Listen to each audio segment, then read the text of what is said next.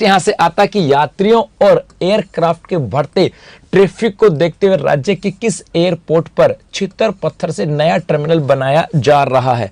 ये अंतिम दौर है आपके आरएस के एग्जाम को लेकर के, और यदि आरएस के एग्जाम को लेकर के अंतिम दौर है तो क्यों ना कुछ चर्चा हम लोग कर लें यहां से। और वो चर्चा यहां से हम लोग करने वाले हैं किसकी, वो हम चर्चा करने वाले हैं राजस्थान के अंदर कुछ एयरपोर्ट है इनको लेकर के, और इन एयरपोर्ट के संदर्भ में कौन कौन सी खास बातें आपके लिए हो सकती हैं। तो सबसे पहले हम बात करें राजस्थान के अंदर एक आता है नागरिक हवाई अड्डे। जी हां, नागरिक हवाई अड्डों की चर्चा करने वाले हैं। जैसे सबसे पहले तो एक नाम तो यहां से आ जाएगा कि भाई एक नागरिक हवाई अड्डा तो कहां पर है, ये आ जाएगा बीकानेर के अंदर। एक नागरिक हवाई अड्डा तो कहां पर है, बीकानेर के अंदर है, और ये बीकानेर के अंदर नाल क्षेत्र में है, इसलिए इसको कहते हैं नाल हवाई अड्डा।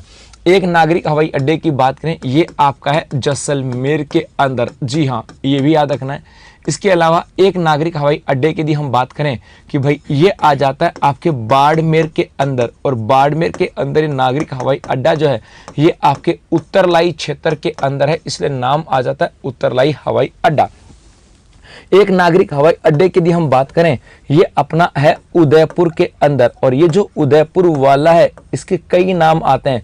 इसी को हम लोग महाराणा प्रताप भी कह देते हैं, महाराणा प्रताप हवाई अड्डा भी कह देते हैं, और इसी को हम लोग कह देते हैं मेरे गुलगुलो डबोक हवाई अड्डा। जी हाँ, ये भी याद रखना, इसी को क्या कह देते हैं, हम लोग कह देते हैं डबोक हवाई अड्डा। अब यहां से सर इसके बारे में खास बात क्या है, तो आपने सुना होगा देश के अंदर एक अपने देश के अंदर एक योजना लेके जाई गई थी, और वो थी नेशनल पाइपलाइन परियोजना, नेशनल पाइपलाइन प्रोजेक्ट की बात की थी, जिसके तहत कहा गया था कि राजस्थान के 2 एयरपोर्ट और 14 नेशनल हाईवे को निजी क्षेत्र के अंदर दिया जाएगा। दिशु को दिखाओ, रुक जाओ, पढ़ लो थोड़ी देर।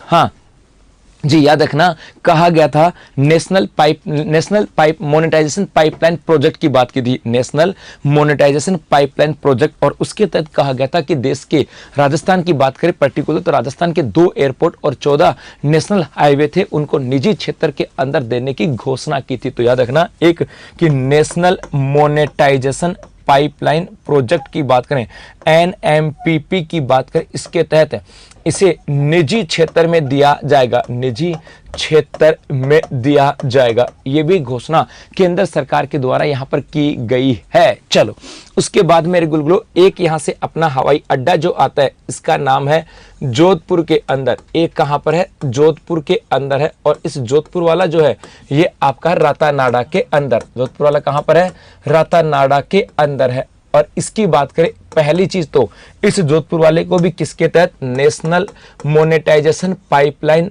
प्रोजेक्ट के तहत इसको भी दिया जाएगा निजी क्षेत्र के अंदर। यह सरकार ने घोषणा की थी बजट 2021-22 के अंदर।